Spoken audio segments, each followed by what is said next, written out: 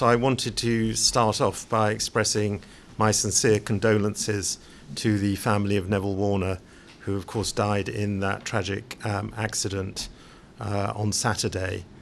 The police are still investigating the circumstances of the accident. I'm not sure. I was told yesterday that a post-mortem was to be done either yesterday or today or in the near future, that both vehicles have been brought into the police department for special investigation by PWD to try and look at the circumstances. Counselling for the officers involved has been established and liaison officers established for both sides. I also understand yesterday that the other passenger in the car driven by Neville Warner was medevaced out of Montserrat yesterday, and I hope that the lady recovers well. We also announced last week formally the name of my replacement. So the new governor will be a lady called Elizabeth Carrier. She is a very a senior member of DFID. She's currently working in the DFID office in South Sudan, in Juba. She has lots of experience and has run the DFID offices before Juba in Rwanda, and she's also worked in Jamaica and I think ran the office in Barbados. So she has lots of experience of Africa and the Caribbean. She's also a dual Canadian-British national, and before joining DFID, she worked in various senior positions in the Canadian government. I also said last month that I would have the issue of child safeguarding as a routine item on the agenda. So I just wanted to report the progress of last month.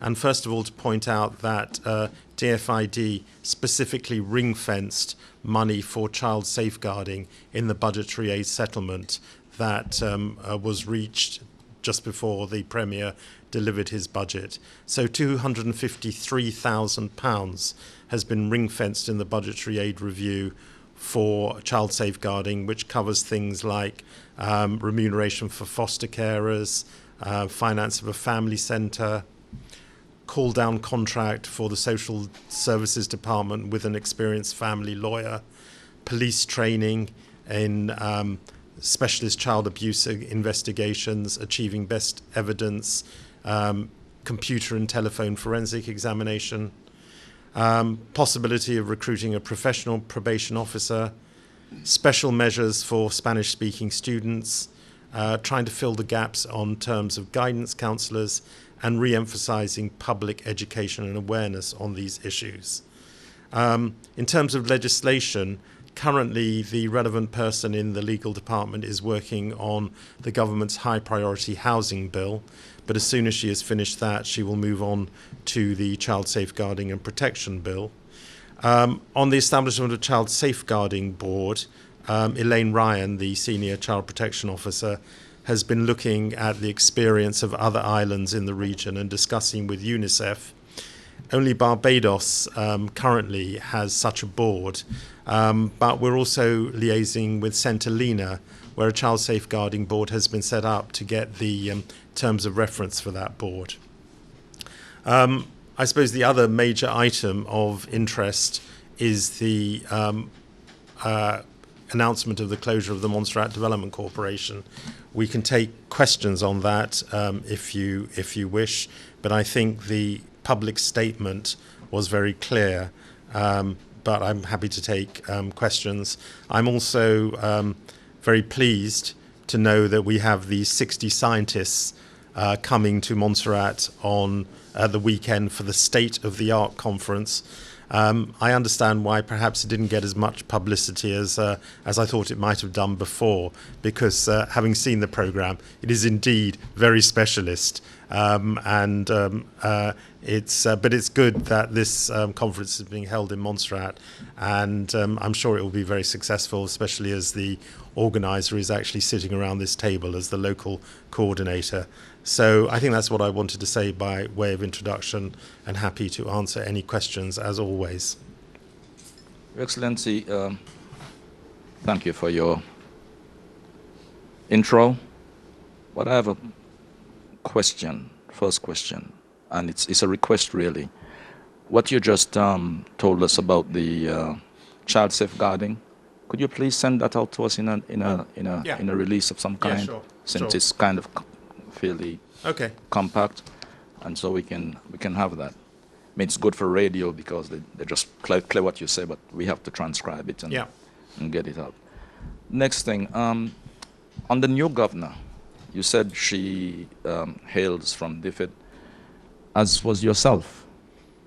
Is she more senior than you were in her positions right now? We are of equal seniority. That's what it sounded like to me. But you But went the, into more the detail. essential difference is she's a woman, I'm a man. I'm saying that's the main difference. I wonder if that should draw a comment from you. I'll be careful. On the side, I remember, I better not go there. I was going to talk about Sue Wardell, who we had become very fond of.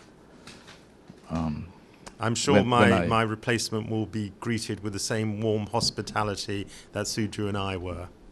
Yes, and she's missed. Yes, She's never been married. that's correct. She's never been married, so that's useful to know as well.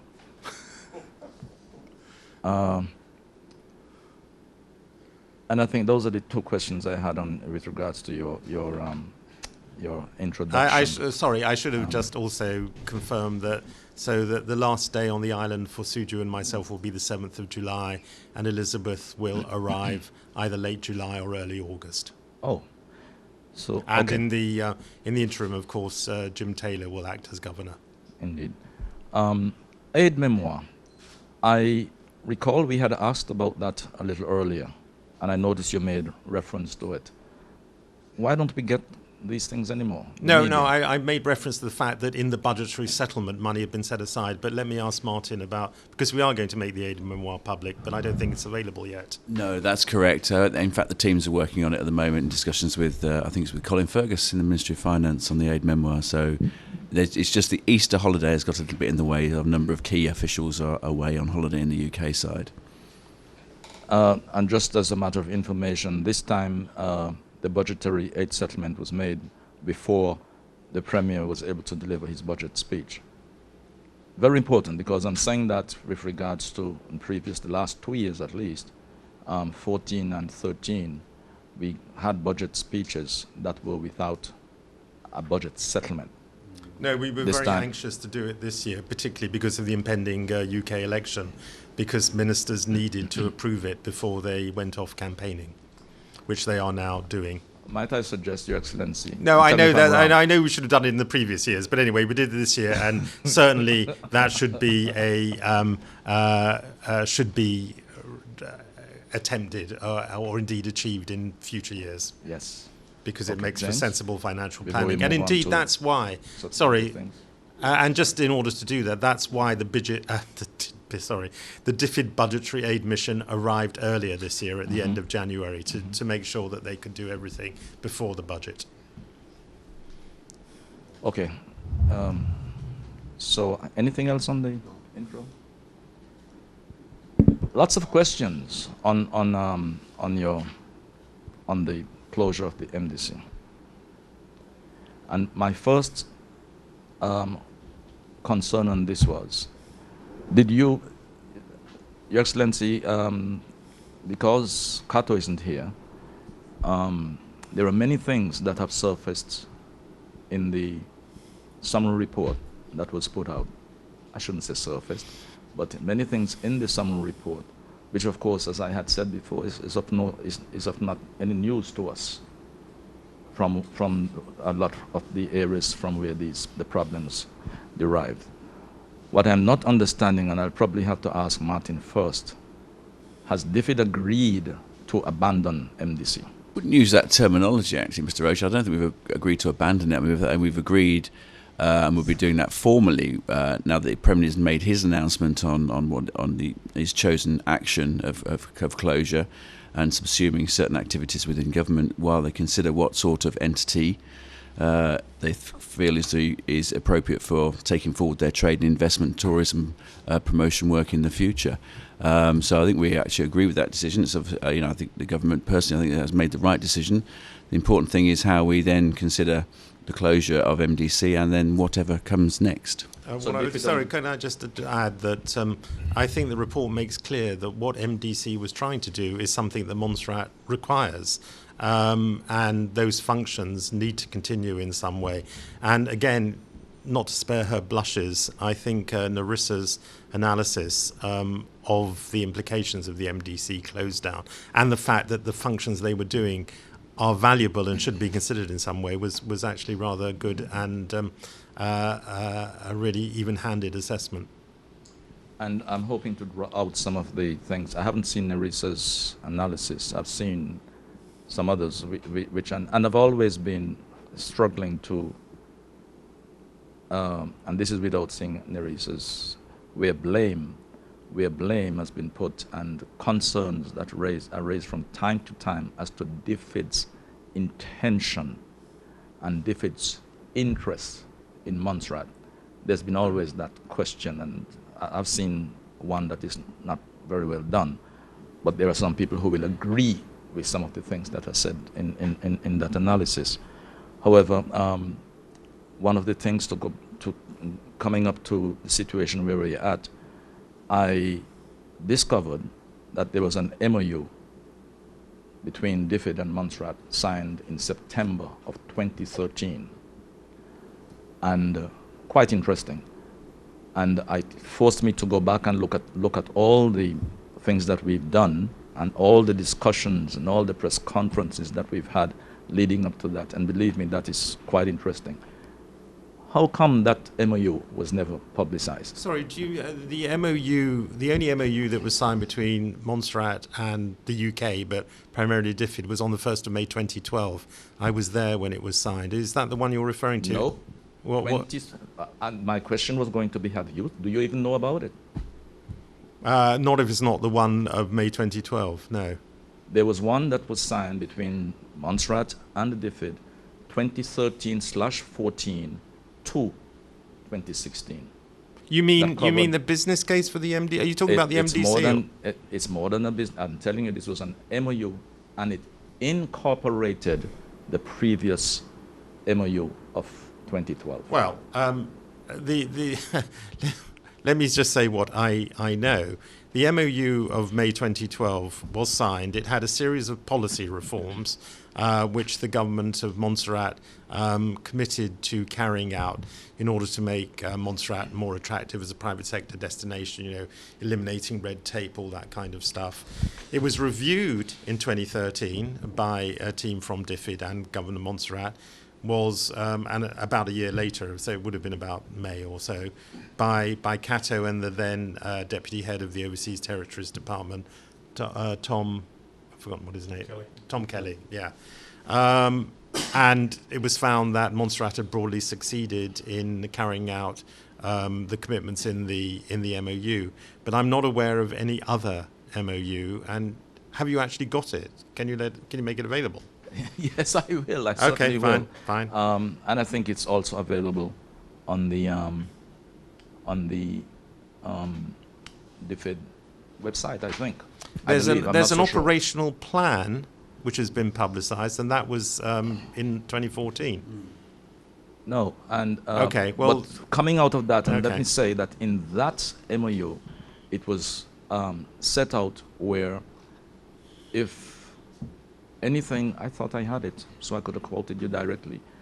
If anything, if the government or DFID suspect any misappropriation or any money is being spent wrongly or whatever it is, that they were to report to DFID, and within 3 months, a decision would have been made as to the closure of the funding. There was some $19 million, $19.24 million. EC dollars? EC dollars, 4 point something pounds, 19 point something. There was in we agreed how much? It was £6.5 million for the funding of the Montserrat Development Corporation, wasn't it? The original. Yeah. Last it was like 4.58 For three financial years, Yeah. which was essentially for salaries and operational costs. So there was certainly a business case, and it must have been accompanied by a formal document setting it out. Yeah, and that sentence that Mr. Rogers just quoted is the standard. Yes, in our and MOUs. I would, There's always that.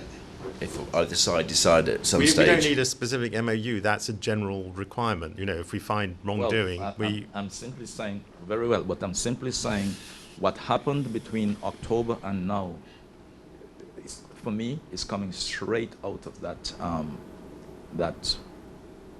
the closure of the NDC, or rather the suspension of the funding, etc., etc., etc., etc.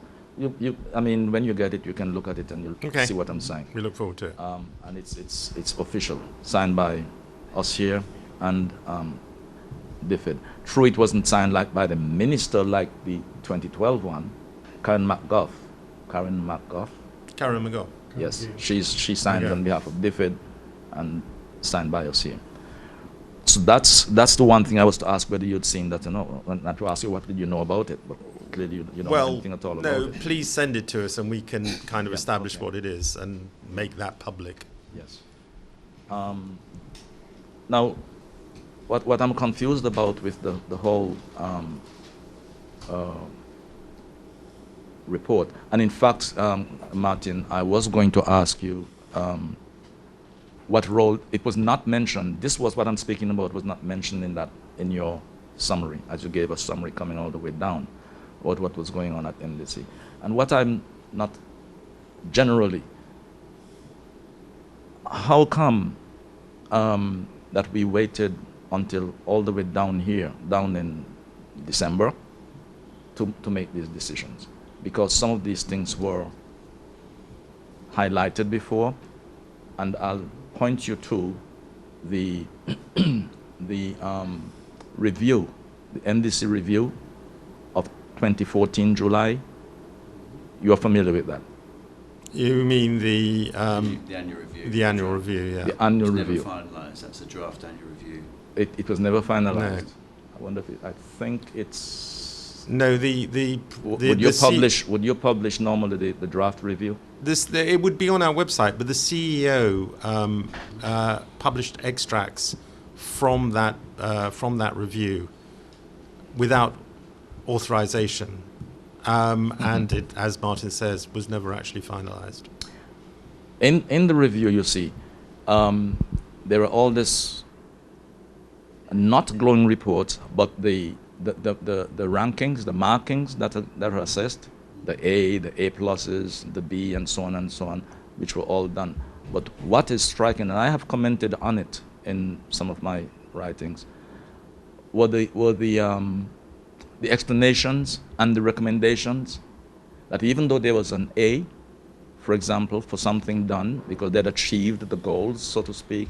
In other words, if they were to build 3 houses, so they built the 3 houses, but underneath the question was it done properly? And I even ventured to say it was done illegally. So I'm wondering, with that kind of a thing, mind you, that was only July, and by December we were having these problems. But did these things play any role? In other words, there were things that have been noticed from time to time, even back in 2013, which we highlighted often in press conferences. And I'm just wondering why this was allowed to drag on. In other words, people who want to fault DFID for not paying attention, what really happened? I know some of it, but I'm wondering if anybody can shed any light on this. Well, I think in response to questions that were raised and concerns, the first thing that DFID did was to do an internal audit of MDC, as you know, which happened in October. Despite what has, and I mean, we have not, for various reasons, been able to make that public, but that internal audit then triggered in collaboration with the government, and particularly led by the government, the request that we do a formal review of MDC. I mean, whatever may or may not have been in the public domain, there was nothing documented. There was no independent examination. You will recall also that the government took the decision to change the board, as they were perfectly entitled to do. New government, new board, if they wanted to. That was at the same time as the audit review, but was the decision to change the board, as I made clear when I announced it in November, was a decision that the government had made as they came in, but it took some time to line up people who were prepared to serve on the board. So, having had indications from the internal audit review that all was not well, the government then commissioned an independent task force, which Martin was a member, but it was led by Julian Daniel, the new chairman, the current interim chairman of the board. And the team recommended what they recommended, and we discussed it at Cabinet the same day that it was announced. So the Cabinet took the decision that we would go for the proposal to close down the MDC as soon as practicable, to subsume the activities of the MDC that are ongoing, like tourist promotion, management of the estate in the marine village, management of the land in Little Bay, into the governor's office, into the Premier's office. That's a Freudian slip, into the Premier's office. And there is currently an action plan for implementation of the recommendations, which is being led, and I should have perhaps mentioned this in my preamble, by the new permanent secretary that has been established in the office of the Premier, Mrs. Camille Gerald, who has moved from agriculture. Daphne Castle, Mrs. Castle, the current Chief Human Resources Officer, will move to agriculture with effect from mid-May. Melissa O'Garrow is currently acting as permanent secretary in the Ministry of Agriculture.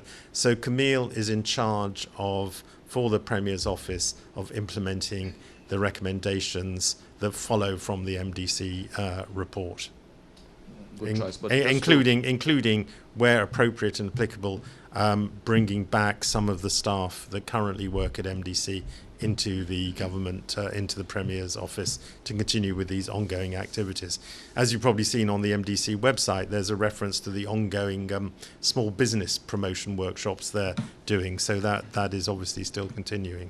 Just to break a bit, as you mentioned the changes and the thing, what do you say to the public who are being told that these changes that are being made, which is normal and usual and nothing sinister, to use one of your favorite words. Never anything sinister. What do you say to the public who are being told that people are being victimized? I would say that is that statement is completely without justification. The movement of permanent secretaries is just a normal thing, as it would be in the UK. It is clear that the office of the Premier, it had become clear the office of the Premier needed to re-establish the permanent secretary position that had been relinquished under the previous administration.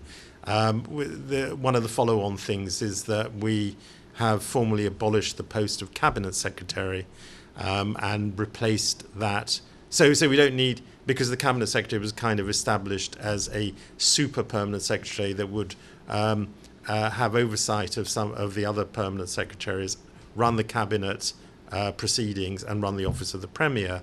But we decided that wasn't a tenable solution, so we now have a permanent secretary in the office of the Premier, and we have reduced the cabinet secretary post to a clerk of the council, a clerk of the cabinet rather, and the lady who's doing that work is Marjorie Smith, and she's starting around now. Thank you very much for that. And to go back to the MDC thing, Martin, I look at 19, 20, and 21 in the years, or no? Oh, I'm sorry, in the summary report, your summary paragraphs. Report, 19, 20, and 21 in particular. And it's my concern with the thing about wiping out the MDC, because clearly here you mentioned all the things that were wrong, and I agree with them and know about them. 21, for example, it was also found that there's limited expenditure and purchasing controls within MDC, and it is evident that overspend against approved budget lines occurred regularly. Serious financial irregularities. But, and I noticed that the report carefully did not mention those two words that I just mentioned. They talked about irregularities. But when you write something, when you put something like this in the report, that's what the rest of us out here who understand these things can see that as. Why I'm asking, you see, it's not what we call just a shake-up, and as the rest of the report talked about the, I won't use a strong word as incompetence, but rather that people were in positions that they were not quite competent in spite of whatever qualifications that they might have to carry them out. Isn't that really what was needed with MDC? And of course, the governance of following the rules and the bylaws of the corporation. Mm-hmm. Well, I think that's what we really highlighted here. I mean, it does come down to the end of the day. I mean, the mandate of the task force was to look at corporate governance policy and procedures, exactly what we did. So it's the systems and sort of and the policies that were in place and how they were being implemented and the guidelines given, and that was essentially it. And I think that's highlighted very well in 19, 20 and 21. So we found obviously areas where things were lacking. Either policies weren't being followed, or they didn't exist, or if they did, they'd been forgotten about. So that's it. It was really just the standards, I suppose, that were being set and whether they were being met. Mr. Dawson, if we look at the original reports reviewing MDC, one of the things that kept recurring was this caution about the need for more governance. What is DFID putting in place to ensure that in the future the recommendations that are made are actually followed early on rather than waiting to get to a crisis point like this? Well, certainly I think, I mean, if we're obviously speculating a little bit about what it is that the government will decide on how it's going to manage and implement its sort of trade and investment and tourism policy. I think what is important is that there is a distinction drawn between the policy aspects of that and those things that part of it should stay within government, whereas the implementing body can be something separate, like an MDC organisation. I think it's important that policy and the direction stays with government, but the implementing stays with a separate body, which wasn't quite the case with the MDC. They seem to have the whole gambit in their control, and because and I think where it starts, the fundamental problem started actually in the creation of MDC under the Companies Act of 2008. Which it should have been actually created under its own legislation as the MDC Act number 1 whenever 2007. So it goes beyond having bylaws. It actually has legislation which strictly ties it down to what the governance procedures should be and what it should be allowed to do and how it does it. Bylaws are done under the Companies Act. Those are laws. I mean, somebody can get up and say, by virtue of Company Act, so-and-so, so-and-so, so-and-so, I level this charge against so-and-so. So I understand these are discussions for legal people and for them to really put together. But you see, it's almost playing with words, if you like, in terms of what is going on there. But I accept what you're saying. Good. Yeah, I think it just allows a little bit for too much interpretation, and I think more with legislation and a separate act would have been very, very clear. You mentioned, Governor, you did as well, that tourism is now going to come under the Office of the Premier. Has money been allocated for this already within the budget? I haven't heard any specific numbers. And how concerned are we about continuity in the program that we have? Yeah. Well, this is all temporary, pending the work on establishing what kind of entity we want. So as I said, Camille Gerald is leading on the implementation of the action plan. So so people will come back. Yes, there is going to. I mean, there is. We haven't discussed it with Martin, but obviously there is a kind of temporary suspension of the nominal role ceiling to allow however many people we need back into government to come back into government to pay their salaries. which will be government salaries.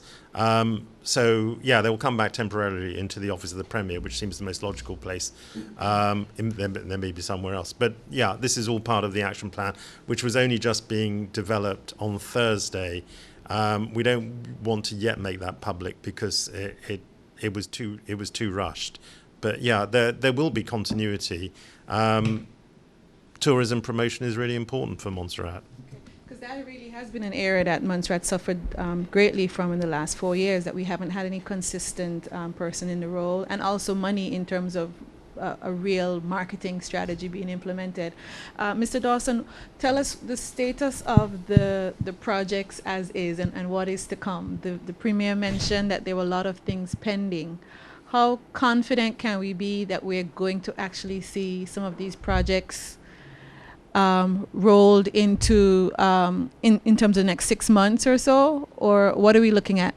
Is that specifically within tourism? No. In general, there were lots of lists of projects that are pending. No, where are we? In fact, I think it would be a good idea for Martin to just give a brief update on where we are on the Strategic Growth Programme projects. Yes, certainly I can do that. Indeed, the dates that the Premier read out at the budget speech were given to him in consultation with me. So I may have been a little bit ambitious on some of those dates, but I think it's good to have some targets.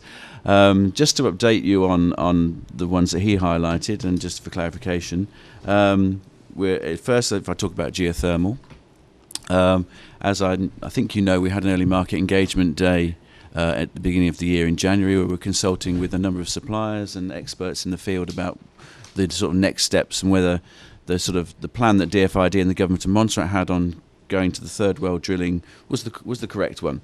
And I think that we're just now finalising the final sort of paperwork for that. And I think the consensus is definitely, I think drilling the third well is the right way to go.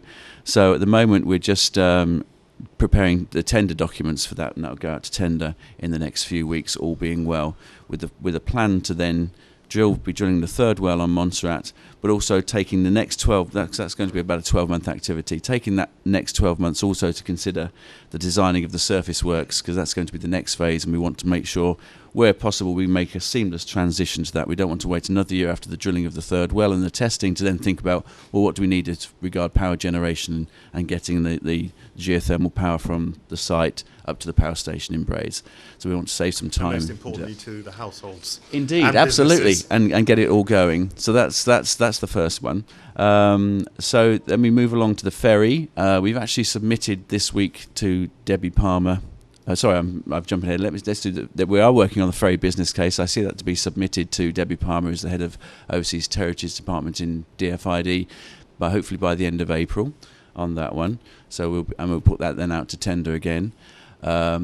We submitted last week before I left on Easter holidays a business case for the fibre optic on the island. That's reconnecting Montserrat with the plan is with St Kitts and also with Antigua to provide a loop. So hopefully when she returns from leave next week, we'll get approval for that, and then we'll put out the tender for that, which will involve the laying of the cable, but also the operation of the maintenance of the subsequent link on the island. Is there anything else? Oh yes, we're also working on an infrastructure business case, which my colleague John Bowker is writing, which is to take in. We've been talking to a number of arms of government about their sort of priorities on infrastructure, including social housing. So we've got that there, but also some roads work, some of these drainage and sewerage work that needs to be done, some other sort of small-scale construction that John has identified along with government. John is working away, beavering very hard at the moment to write the business case for that, which he will hope to submit again in May to our senior management for approval, and then that will go up to procurement as well, but also considering what works need to be done within the government of Montserrat, within the recurring budget that can be done alongside that. John is also working with colleagues in London on the business case for the new hospital. We anticipate that to be hopefully approved in June. It's going to be quite a bit of work because there's lots of things to consider on that, not only the design of the hospital itself, but also its location. And I think that's everything. And there's some discussions also about the secondary school. That's probably a bit further down the line, but obviously there'll be a business case written for that.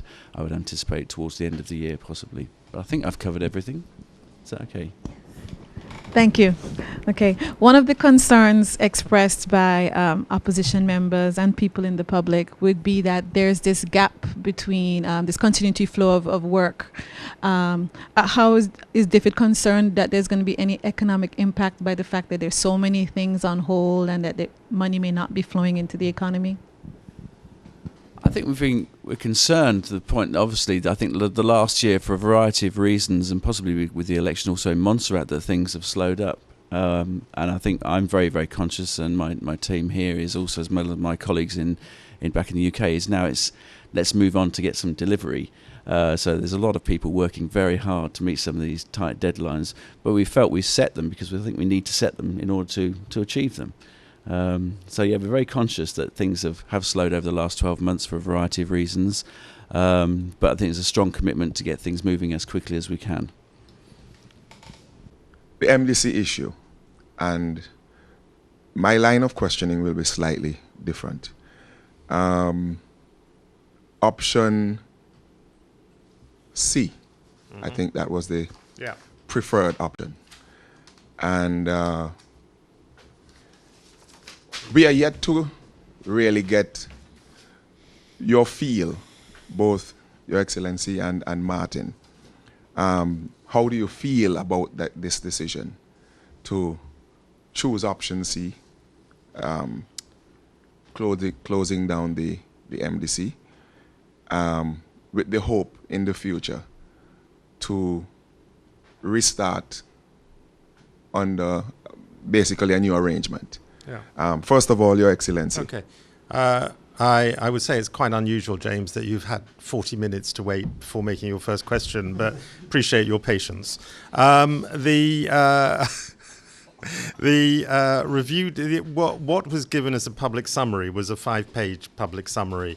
There was something like a 50-page report which did a full analysis, and just for the public's information, insofar as they haven't absorbed it, there were 4 options: to maintain the status quo, immediate closure and all activities subsumed into government permanently. The one that was chosen was immediate closure following by and subsuming the activities in the government temporarily and creating a new entity. And as Martin said, very carefully making sure that policy is made by the government and execution is done by whatever follows the MDC. And that distinction got blurred, and that was part of the problem. And the 4th one was immediate scale down, etc. But there is a 50-page analysis of analysis of what went on in the MDC and why the review team recommended C, and the government. That was made available to government as a cabinet paper. It was overlaid by the government's own decision to go for option C. So there was a clear analytical reasons for doing it. But having said that, and I'll just pass on to Martin as one of the review team.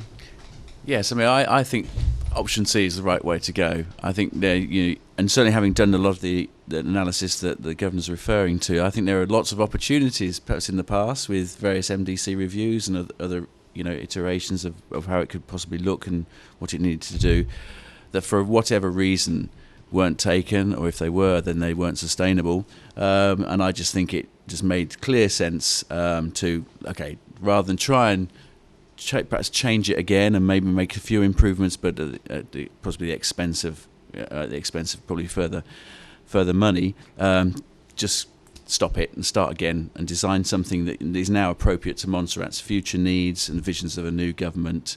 And as the Governor said, and being an implementing body and having policy with government, and consider also the maker of the organisation, the type of skill sets you need in order to deliver what Montserrat needs into 2020 and beyond. And actually, just reflecting on it a bit more, I'd often said in previous press conferences that things had not come to cabinet in relation to MDC, and partly the reason for that is because there wasn't this distinction between policy and execution. We left it to the MDC board. We left it to the MDC board because that's how it was set up, and maybe that was right, maybe that was wrong. But I think making that distinction is really important. But Your Excellency, can you policy and execution. Absolutely. There isn't, can't they run parallel? Well, That is what I'm getting at. you establish a policy framework. You say that the government wants to encourage private investment. It wants to have a tax regime that is attractive in some way, or whatever, and then asks a implementing body to sort out the details. But there must be guidelines that you follow. Yeah, that is what I'm that's- saying. yeah, that's so, the policy. They are not divorced. No, There must be. they're absolutely no. Well, they go in parallel or whatever. Yeah, but the conclusion of the review team was that the two had got merged, and that MDC was making policy, which is the rightful sphere of the government. But I'm not sure if there were guidelines that were set out that even the CEO was called upon to follow. What I'm getting is that decisions were made. You mentioned, Your Excellency, that extracts from a particular document were published without authorization. How can this be? I'm trying to understand. Well, that was one of the first conversations Martin Martin, had when he first arrived. I don't know whether... Can you please explain for us how something like this could happen when this entity was set up with certain guidelines to follow? Well, exactly. And what you do when something like that happens?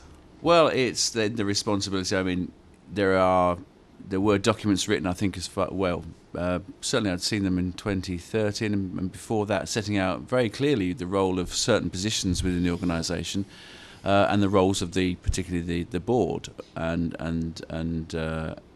how that they should administer the organisation.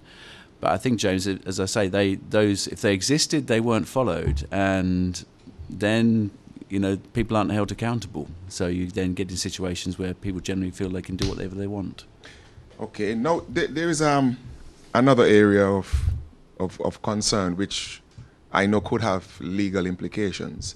Your Excellency, you mentioned about subsuming certain activities or operations under the government. Temporarily. In government, Yeah. sorry. Yeah, temporarily. How do you go about ensuring that this happens? Because you're looking at salaries and tasks as assigned, contractual obligations. How do you sieve through these? Well, we will be following the contractual obligations that the staff have negotiated. So we'll be following those to the letter. But the action plan in its rather skeletal form was considered last Thursday at Cabinet. I'm sure that the Premier will want to make it transparent as we go along, and it will obviously become clear as we go along, but there's still a lot of thinking that still needs to be done. But the main thing to say is that the contracts that people signed up to are going to be honoured, particularly talking about the staff. Okay. And the conditions in those contracts. And the process to wind up the MDC. That is still being looked at, I suppose. Yes, Yeah. we've set a target to have all of the process that the Governor's outlined in the action plan complete by the end of May.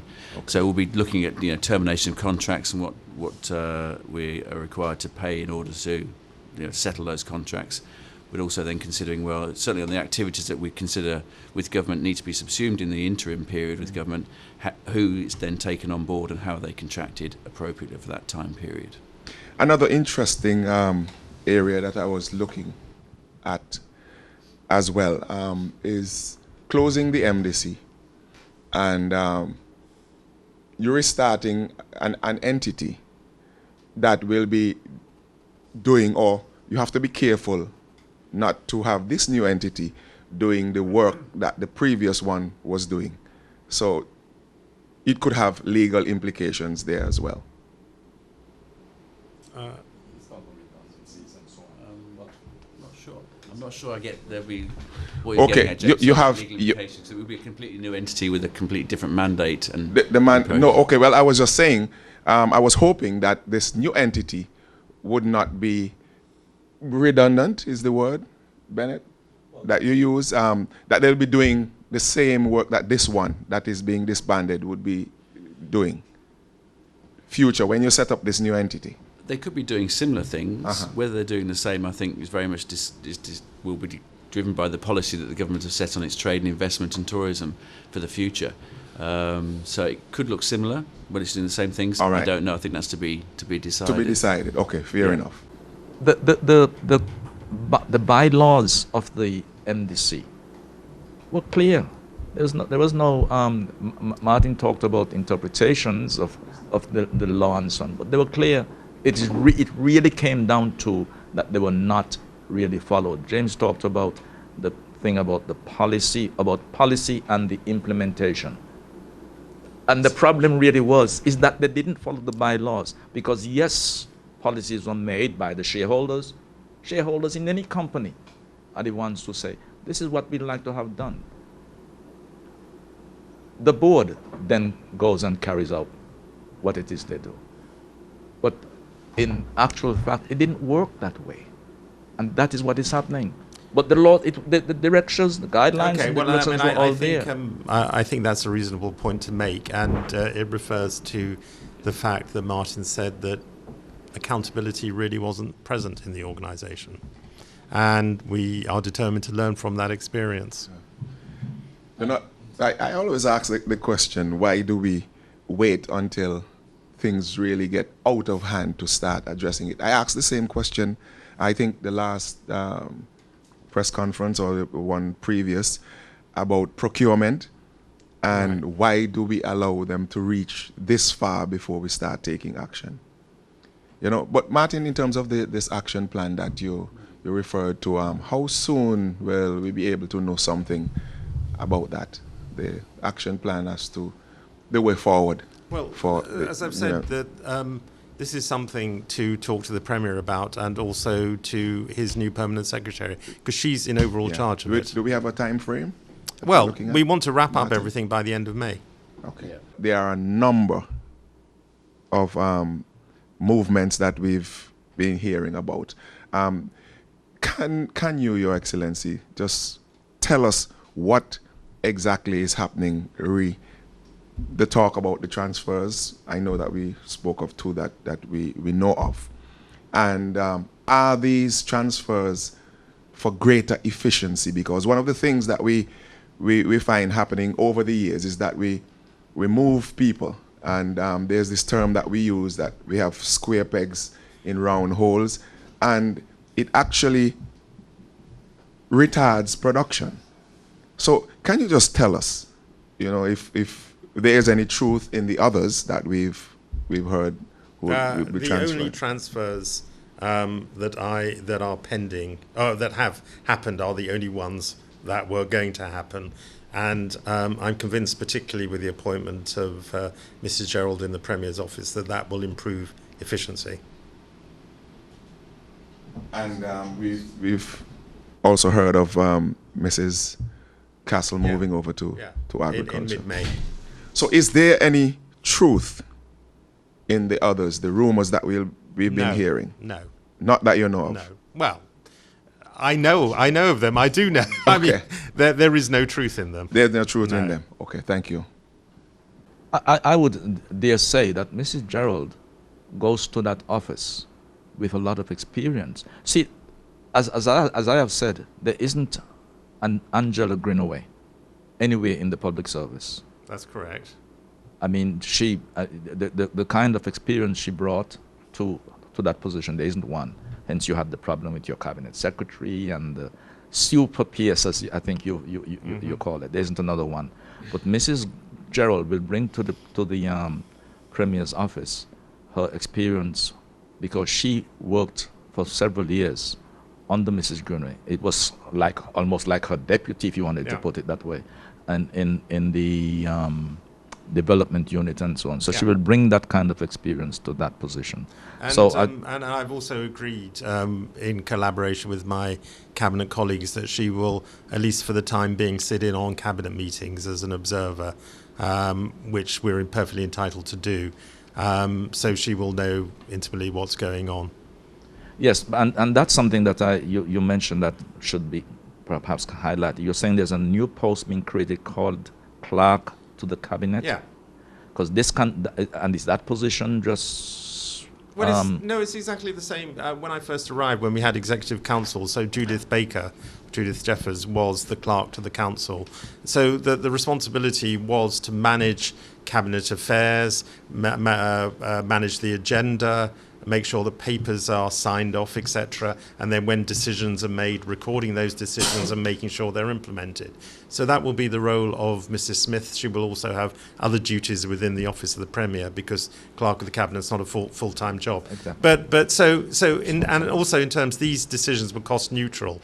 So that re-establishing, don't forget there was the post of Permanent Secretary in the Office of the Premier. That Beverly Menz was doing that before she went to Ministry of Communications and Work. So abolishing the post of Cabinet Secretary, establishing the Permanent Secretary and the Clerk of Cabinet, I think at Assistant Secretary level or Director, I'm not sure which one it is. I think Assistant Secretary is cost neutral. Two things. Isn't the Cabinet Secretary a constitutional post? We do need to formally abolish the post, and the Attorney General's doing that. So that, but it is constitutional. So we need to formally do that. I'm not going to bother to ask why, but no, because it's a legal requirement. That's why. What is a legal requirement? That we have to do the necessary amendment. Or, yes, of course. Yeah. And the next one was something you just said, as you talked about the transfers and so on. Financial Secretary. Mm-hmm. Right now we have an acting Financial Secretary. No, it's my understanding that we are getting somebody to fill that post from the UK. We both the two outstanding senior positions where we are going to re-advertise and have another attempt at recruitment, where the existing acting appointments will also, people who are acting will also be eligible to apply, are the Financial Secretary and the DPP. And we're just going to have another go at testing the market for both of them. I agree, and I apologise to both of the acting incumbents that this re-recruitment process has taken too long. We shouldn't have people in acting positions for so long. Martin, you mentioned about this the social housing scheme that you're working on. In Parliament, we heard the Honourable Minister of Housing, Responsibility for Housing, Claude Hogan, speaking of the possibility of material grant scheme coming back as part of this. Can you just share on this, enlighten us a little? Yes, I think I did hear the Honourable Minister's statement. I think that's, again, up for consideration, really. The housing we're currently working on in the social housing side is regarding, I think, 7 or so properties are identified as emergency status towards the end of last year. So it's an immediate response. But what we want to consider with government is, well, there obviously is a housing issue, and the housing plan for the government for the island is what that's going to look like and how we're going to do that. So that's something we're working on with Minister Hogan and his officials, thinking about the longer term and the bigger picture.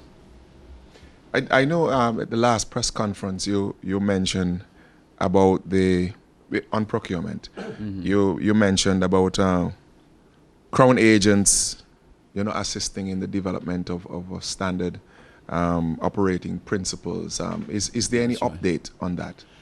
There is. In actual fact, the week of the 27th of April, my procurement and commercial advisor, Alan Tennant, is coming back onto the island to follow up, to have discussions with the government of Montserrat of finalising those standard operating principles, but also to run some training courses with government and others on the operation of those principles and some of the procurement guidelines.